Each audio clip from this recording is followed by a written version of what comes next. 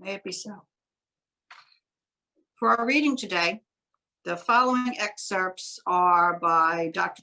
Delores Williams, former Paul Tillich Professor Emerita of Theology and Culture at Union Theology Seminary. These are words from her own preface to the book that would help establish womanist theology as a field. Sisters in the Wilderness, The Challenge of Womanist God Talk. It was published in 1993. Today, a theological corrective is developing that has considerable potential for bringing Black women's experience into theology. The corrective, emerging among Black female theologians, ethicists, biblical scholars, ministers, and laywomen, is called Womanist theology. This theology is beginning to provide real insight for me concerning faith-seeking understanding. As I see it, womanist theology is a prophetic voice reminding African-American denominational churches of their mission to seek justice and voice for all people, of which Black women are the overwhelming majority in their congregations. Yet this prophetic voice concerns the well-being of the entire African-American community, female and male, adults and children. Womanist theology challenges all oppressive forces impeding Black women's struggle for survival and for the development of a positive, productive quality of life conducive to women's and the family's freedom and well-being. Womanist theology opposes all oppressions based on race, sex, class, sexual preference, physical disability, and caste. Like Black male, liberation theology, womanist theology assumes the necessity of responsible freedom for all human beings. But womanist theology especially concerns itself with the faith, survival, and freedom struggle of African-American women. Nonetheless, womanist theology is usually non-separatist and dialogical. It welcomes discourse with a variety of theological voices. My hope is that these Black women, my readers, in all their giving, take Alice Walker's advice seriously and remember to love themselves regardless. And so ends our reading.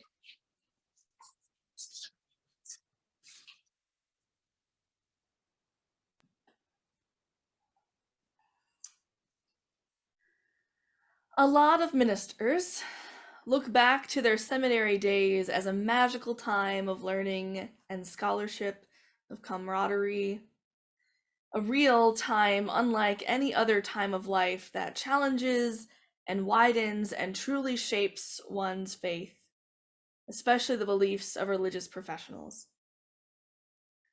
And I think of my studies at Union Theological Seminary as magical. Yes, because of my own transformation, my peers, the fact that I met my wife there, but also because of the very rare special time and special place I was part of.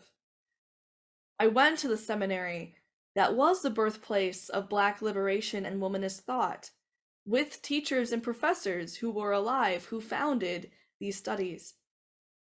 And these theologies have shaped my life and my faith forever. I know that the tension I hold and ask myself is, what does womanism have for me as a cisgender white woman minister? Womanist theology is decidedly and distinctively a Black feminist theology by Black women for Black women. But that does not mean it does not have vital lessons for every person, and especially for Unitarian Universalists. So mindful of my own context and the limitations of my own voice, I want to uplift womanism and share the lessons it has taught me about how I endeavor to shape my beliefs. First things first, what is womanism? What is it? It's a term that, much like other terms that have now entered the mainstream, such as intersectionality, or critical race theory, first started in academic circles.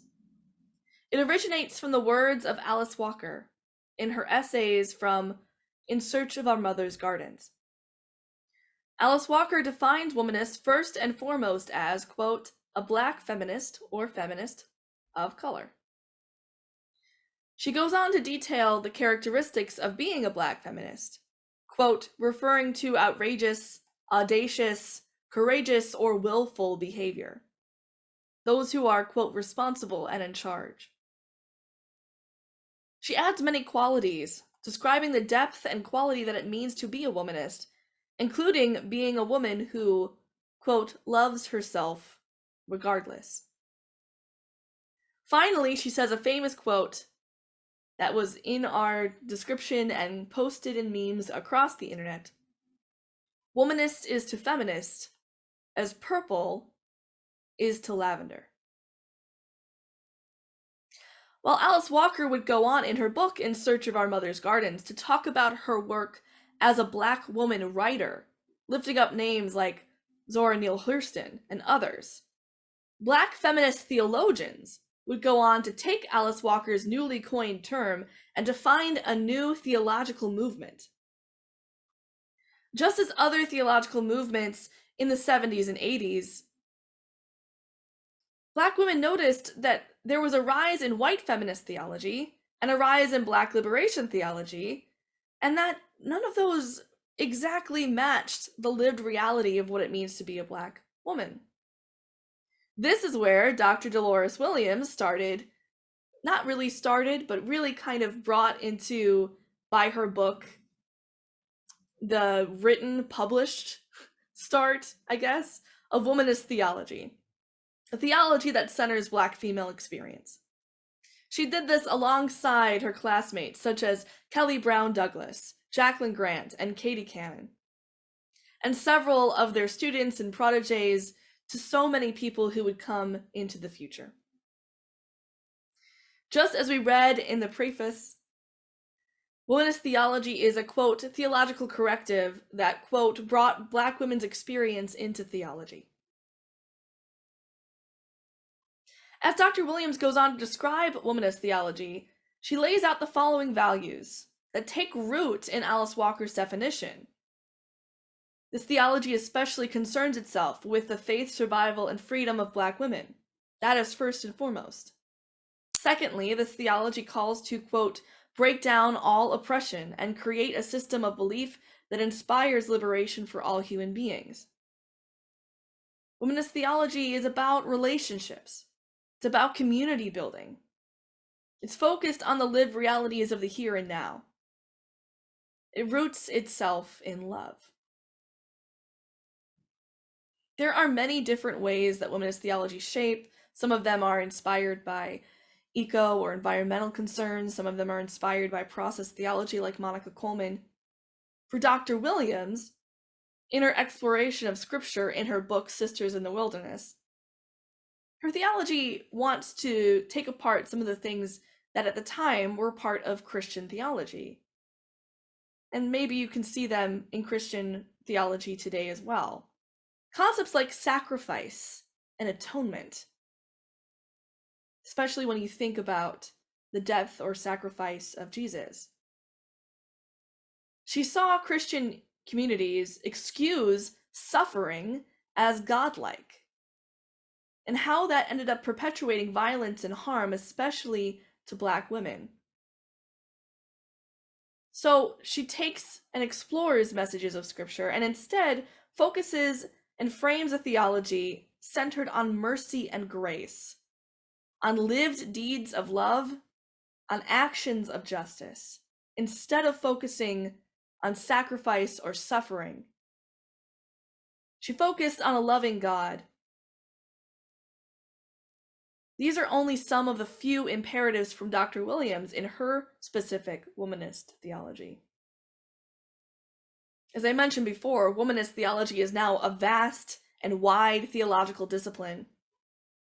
And here within Unitarian Universalism, there lies womanist thought too. We have Black women of the past, like Frances Ellen Watkins Harper, whose many books reforming Christian education and centering on the deeds of good and justice as taught by the Bible instead of sacrificing on suffering, I would argue, label her as a precursor to womanist thought. Or to our very present, one of our beloved theologians that's now widely included in UUA business, like centering, like the Commission on Institutional Change. We have our own eco-womanist, Dr. Sophia Betancourt. She has a new book that was just published 2 months ago on eco-womanism and Panama Canal, environmental justice, and womanist theology. Our Unitarian Universalist faith itself has been shaped by womanism and Black female theologians. So that is all that womanism is. And because of what womanism is, I myself can't call myself a theologian, womanist, because I'm not a Black woman. So why am I sharing any of this?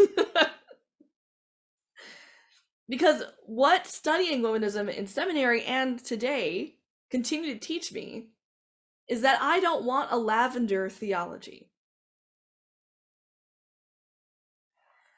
When Alice Walker says that womanism is to feminism as purple is to lavender, she's trying to point at a dynamic that happens in white feminist spaces. That if we only focus on the realities of feminism to those who are most privileged, we don't get the wider scope, the real, true lived reality of so many other women who have so many other struggles. And when I think about the beliefs that I craft for myself, I can see that it's easy for me to have blinders on. The beliefs I create about my life, the biases I carry from my many identities, things I picked up consciously or unconsciously from my own growing up. I'm aware that I have limitations on my own thinking. And I know when I think about my life how tempting it is to think about creating beliefs or reflecting on my values as an incredibly individualistic approach. I can just be doing my own thing over here. I can just be creating my beliefs for myself. But I don't want that. I don't want to paint with just one shade of any color when I'm thinking about the beliefs I carry about this world and what I want to place my stake and value in. I know that I need to listen and learn from perspectives that are not my own if I'm going to craft values that actually ultimately help free all of us. If I really want to do the work of investing in justice, I need to think about forgotten histories or untold stories in our world that still affect me and the lived life that I share. I need the diversity of thought and activism that ultimately calls me to beliefs far greater than those of my own. I need to center myself in beliefs that aren't just about me. And that matches an aspiration I've always carried about Unitarian Universalism. We are a faith with no creed. And like in the words of my home church in East Shore, Kirtland, Ohio, I would say this every Sunday, that we are called not to think alike, but to walk together.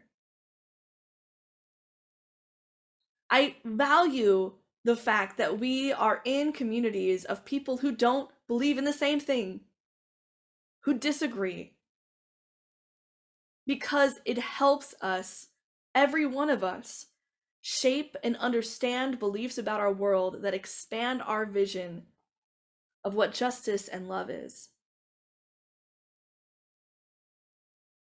I don't want to just create a theology or meanings or values about my life that uplift and make me feel good or think about the salvation of my family or my community. I want to think about values that face my neighbors I don't know, that help liberate Muslim women or trans men or the homeless in our community, that go beyond the scope of what I know. My beliefs must not just answer to myself, but to that which is so much greater than myself. I sit humbly at the feet of the mystery of life and the beauty of this universe, and towards, as womanists would say, the liberation of all. These are some of the aspirations I hold about what Unitarian Universalism calls us to do, even if it's not necessarily in our lived practice. It's part of our denomination's DNA. And I rediscovered that aspiration in a class about womanism nearly 8 years ago. A reminder that my beliefs are meant to change. They are meant to be pushed, to grow beyond just what they hold for my life or the life of my neighbor, but the life of all of us. I want to change, to constantly be transforming, to have the space to challenge and grow my own theological canvas, to get a deeper understanding of our world. And I hope, by showing you a glimpse of some of the wisdom of teachers and poets and preachers like Dr. Delores Williams, that you may be inspired to broaden your canvas too, to go deeper, to not just explore one shade of lavender, but all of the shades of purple, all of the many colors that can help us sketch the landscape of the world we dream about. Together, we can cast a new vision filled with art and beauty, courage and joy and love. May it be so.